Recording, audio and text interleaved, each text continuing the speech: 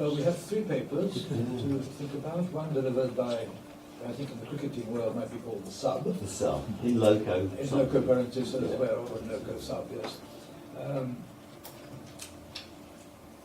Would anyone like to address a question to any of our speakers? Yes, please. Can I ask a question of Andy Key?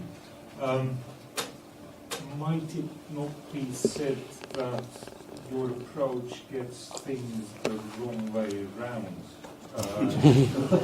You seem to suggest that the use of violence, dying in a war, is normal. That's what one should expect. One should expect the military necessity of predominate, and that the taking of prisoners is a lucky accident. It happens sometimes, but it is really peculiar. It is the exception to the nature of war, the exception to the rule. You argue that it is actually the other way around.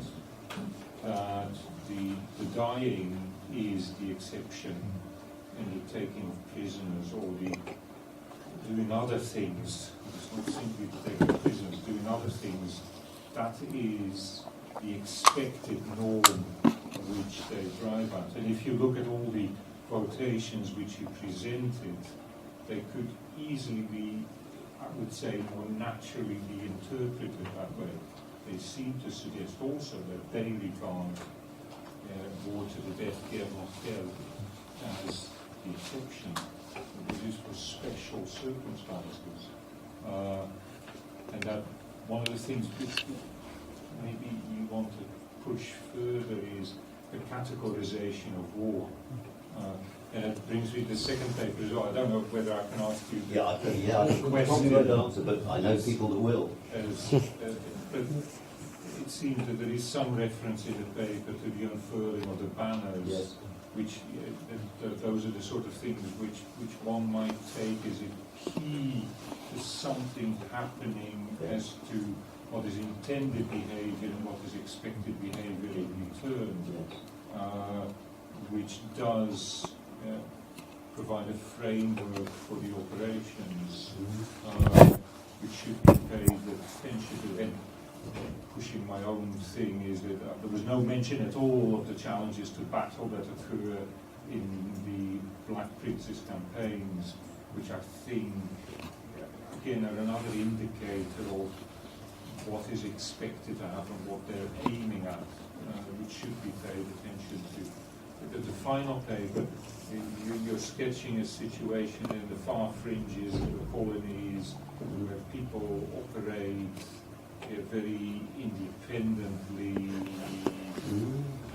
doing their own thing, and eventually they find they're left to their own, they essentially seem to be wiped out. The real world catches up with them. The real changing politics around them catches up with them. But I do wonder that, well, there's 2 things. That one is that these people don't do just anything that pleases themselves, that one should still probably expect certain patterns of behavior. And there is then the associated question whether those patterns of behavior in some way fit in with the prevailing politics. These are people who certainly, maybe nominally, but they are sent there by some kind of authority to represent it. And perhaps, surely, there must be some sense of that authority framing their operations as well, and framing the response of the vicinity, the locals, to what they're doing. It may be weak state power. There is something there that makes them go there, that makes them do certain things, that determines their behavior, and that determines to some extent the reaction of the locals to their presence. Well, yeah, in the first place, I would make the point that it is exceptional behaviour. I mean, we're talking about battle. I was specifically talking about on the battlefield, and I would argue that battles are very much exceptional circumstances, which means you're talking about exceptions from normal. I mean, normally you would expect people to take prisoners out of court, but it's specific on the in circumstances of battle. And as you point about state control, I mean, you've got to remember that these are decisions which, in a lot of cases, are taken by Edward III or Philip VI. And these aren't people doing what they want to do. They've been told to do this. It is in the framework of a very specific set of circumstances. And so that is framing their behaviour, and that it is accepted as a way of behaving which there is precedent for in those circumstances, and which is accepted as part of the. Could I stop? Because that is not quite what I meant. Because what you even though it's what you seem to assume, though, is that what Edward III represents, what battle represents, is natural, is real, is proper war. And that what the nobility represents, who wants to take prisoners, which they regard as normal, but it is still something that seems to be going against what the nature of war dictates. So therefore, that behaviour that the knights might want really doesn't have its place in war at all. And they're lucky to get away with it at all. It's certainly extremely lucky in battle, because battle is normal war, you fight to the death. But then they're sort of more lucky in other situations where they may have a bit more freedom. But it is still such unnatural behaviour in war, it does not have its place. And what I'm suggesting is we should really turn it around, that these people find war, fight to the death, war that revolves all around violence, the application of violence, dead or alive, is really the exceptional state of behaviour. And that there is therefore, in most circumstances in warfare, more room for the taking of prisoners, the sparing of lives than we might expect there to be. Yeah, well, but I mean, I think battles where there is such a thing, and they are very exceptional. I mean, they're very rare events, and that's just takes them out of the ordinary. I mean, it's not I'm not arguing that battle is more real warfare, because they're so exceptional. I mean, most campaigning doesn't involve battles, so it is a very different sort of set of circumstances. It's not more real war than any other form of campaigning. It's just a different form of war in which a different set of circumstances or different set of rules applies. Alexander, do you want to answer your piece? Well, talking about the, let's say, balance between living on their own and making war on their own and having to keep within some framework for power, I think there are several things to consider.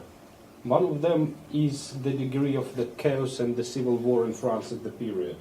Therefore, we've got captains of the garrisons through royal provision, through royal appointment, and I'm pretty sure we've got captains of garrisons de facto, rather than de jure. And I believe the Lancastrians had enough problems dealing with clear Armagnacs in Champagne to send significant forces to bring into obedience those garrisons which pretended generally to accept Henry VI as the King of France, which was already a great thing for the Lancastrian government, I would suggest. Secondly, it's interesting that the problems, nevertheless, are still dealt through the traditional French institutions. So there is, I'm not sure that the sources reveal complete details, but so there is a judicial process held in Paris on the complaints of the citizens, and some restitution is expected. And actually, when the account I referred to was composed in January 1426, the Earl of Salisbury was in Champagne maintaining a siege. And at this point, the account contains that and the Earl of Salisbury should make the people of Najan and Montigny pay their restitution and restore the goods. And we also find other things of mediation through governmental structures. For example, those witnesses, some of them were lucky to report that at least a part of their belongings was restored to them through the actions of surgeons of the Duke of Burgundy sent on behalf of Bailly of Amon to Montigny and in recovering these places. So there was still some balance between the weak royal power and a person with a sword in hand. And I would also note that, to my understanding, which may be not very perfect, when we're talking about this region, or when we're trying to read Simeon Luce, Jeanne d'Arc, Adam Remy, it doesn't seem that there were clear that the local lords and seigneurs were clearly divided into Armagnacs and Burgundians. I would say they were very much dealing with their own problems, some of them accepting one on another side if they expected it would be helpful to them. So this is still a very unregulated region, as it seems to me. Should we leave that off a moment, yes? I had a question for Andy. I appreciated how you engaged with this and really tried to frame everything within the legal context and not just have fighting, but battles, sieges, skirmishes, things like that. And I wonder if it might help if you think about the context of the battle themselves. Like they're not just battles, but Neville's Cross is very different. The aggressive context is that they're invading and how the English reaction is very apocalyptic. So it would make more sense for them to say, should I be nice to the Scotsman or should I kill him? And also just numbers, if you have 500 men versus 2,000 men, it doesn't make sense. No matter how chivalric you are, it doesn't make sense to do it because you're going to lose if you do it. And that's what all the sources that you're mentioning are talking about, specifically is that it doesn't work, even the Jetties talks about it. And again, Baker has that other joke about the rustic killing the Frenchman at Southampton because he doesn't speak French, and he deals with a very brutal thing, but it would, again, make sense in that situation to kill them rather than treat them nicely.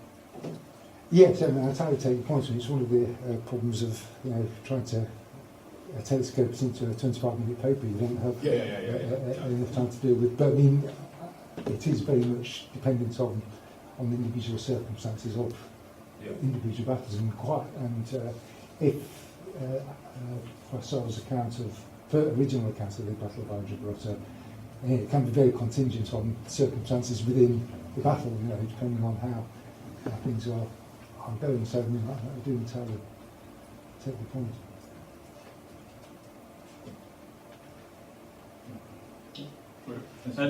Sorry. I think your point is, from a Scottish perspective, it does speak to why there are laundry lists of Scottish noble dead in the aftermath of these battles.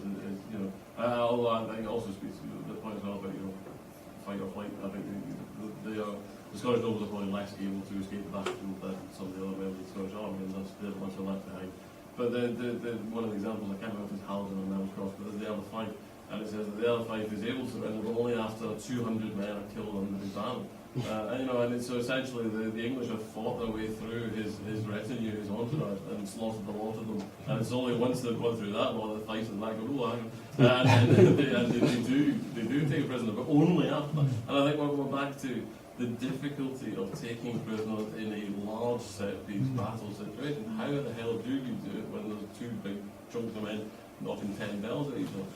I think, and then I suppose the question of, are skirmishes then safer, what you've argued before, that it's more possible to take prisoners in a smaller scale operation, and so it's more likely to happen than in the battlefield, which is just, Can I intervene on that?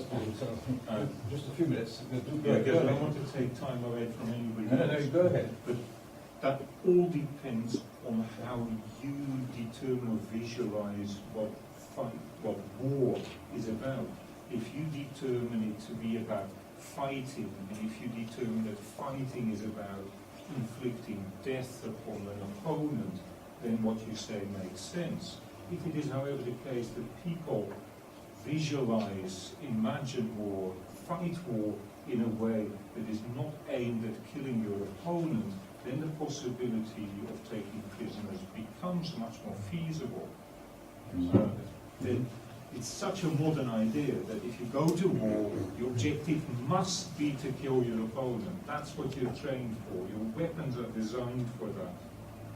That is what you do, and it is very tempting to superimpose that upon history and assume that war revolves around fighting to the death. That the weapons are designed to kill each other. But you could, as a thought experiment, imagine that is not the case. And then a whole host of other possibilities opens up. And I would argue a whole host of seeming contradictions in medieval warfare begin to be reduced and disappear like snow before the sun. One thing I would make about that though, it's very difficult not to kill somebody with a long gun. If you shoot, I know somebody, it's... Why do you have the armour? And you don't need to aim that precise. We assume that what you do is you aim and you try and kill. But it doesn't need to be like that, really. Good. Okay, well, this could go on for a long time. Go on. Well, thank you. I would like to address two short comments and one little question to Dr. Anniv King, because he spoke so much on our word, which pleased me very much. So I would like to have that the excavations that took place in the battlefield showed a great number of people severely injured. Some were killed when they already fell in the ground. The others were struck from behind. And so it is possible, I think, that they may correspond to the French prisoners that were killed in the battlefield. Also because they remained some weeks or even some months in the battlefield without being buried, which is quite unlikely if they were Portuguese and even if they were Castilians. The second comment is that I think that it's also possible that the killing of prisoners mentioned by Froissart took place not during the battle but after the battle. We have to remember that the battle took place by the sunset. It was extremely quickly. The chronicles speak about half an hour or so. Great part of the Castilian army did not arrive yet at the battlefield, and so the Portuguese remained in their position, so decided to strengthen their fortifications, and I think that even if it's not so likely, it is also possible that the dramatic decision to kill the prisoners took place during the night when the Portuguese were waiting for the sun to rise to see if the Castilians had managed to reassemble in the neighboring of the battlefield. And my short question is this one. Do you think that there is a relation between the violence and the level of familiarity, of knowledge, of acquaintance they have of their enemies? During the 14th century, Portuguese and Castilians were always in war. The chronicles even report some comments that these men that were always facing each other in the siege operation and in the battle clash make to the others. But on the contrary, if the enemies were Muslims, if the Castilians combated the English, if the Portuguese combated the French, the level of violence grows in a very real way. So I think that I don't know if there had been killing in the battlefield of Agincourt if they were all Castilians and not French. Do you understand? Yes. It's a very interesting question. I mean, Neville's Cross is obviously an example where the Scots and the English have been at each other for more or less non-stop 50 years, and you get this kill. I do also wonder whether there might be a regional sort of or elements in this, in that Poitiers is fought by a Legendre Gascon army, with the loss of routier or ex-routiers, members of the Free Company, and whether there was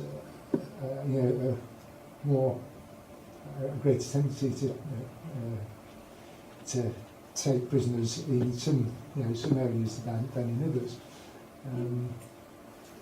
That's possible. There's certainly the sort of factors of international or particular hostility between particular nations. I think does likely affect whether you're going to get killed or not. If that answers your question. Could I That's the comment last question. unfairly on the Black Prince paper? I often find I'm completely persuaded by a beautifully phrased argument. I was completely persuaded by I was listening to it. But then I thought, if the Black Prince wants to maintain control of his regions, I mean, when he goes south, what an extraordinary way to go about it. Generally making the entire population totally hostile to your rule. Yes. And the other comment, or rather question, to Alexander, that wonderful document you had, you didn't have time to tell us very much about it, but ACO was the Archive de la Côte d'Or, I presume. So was it always in the Burgundian archives? I mean, it wasn't something they bought late. So, if so, that really does strengthen your argument that it was actually very strongly under Burgundian control. Well, it's generally a copy of a document sent to Paris. Mm-hmm. So And there may have been, Temporary copy. yeah, and there may have been several copies made. Or there would have been. If So you think of it's a copy of a document to the Parliament. You Yeah. probably said that. I'm sorry, I didn't understand it. I think it was posted at Châtelet de Paris, not in the Parliament. And well, it seems to be not a minute kind of minute. So it's a fair copy, isn't it? So it's it's a copy of some more or less already complete document by this time. Yeah. And it has subheadings of which I was talking about, which contains curious. Does it have any annotations on it? Is it just a fair copy, or has anyone written on remarks about some of the incidents, possible scenarios of restitution, or? Well, it contains quite a lot of details. It contains a reference to the letters from Centre ordering the Bailly to undertake this investigation. No, although probably, I think it's not a citation, but rather a retelling the story. So this is undertaken in order to be presented to Paris, in order to obtain restitution. Have you transcribed it all? Most of it, Yes. yes. Is it in your PhD? No. Well. It's a kind of side. The document itself is not in my PhD, Okay. and most of the things I was talking about today are mentioned in some of its parts. It just looks such an interesting document. Well, I think now the clock is about to strike. We have to bring this to an end. For those who want to, there's always the corridor where discussions can continue. Will you please express your thanks and admiration for the work of our three speakers, even if you agree to disagree with them?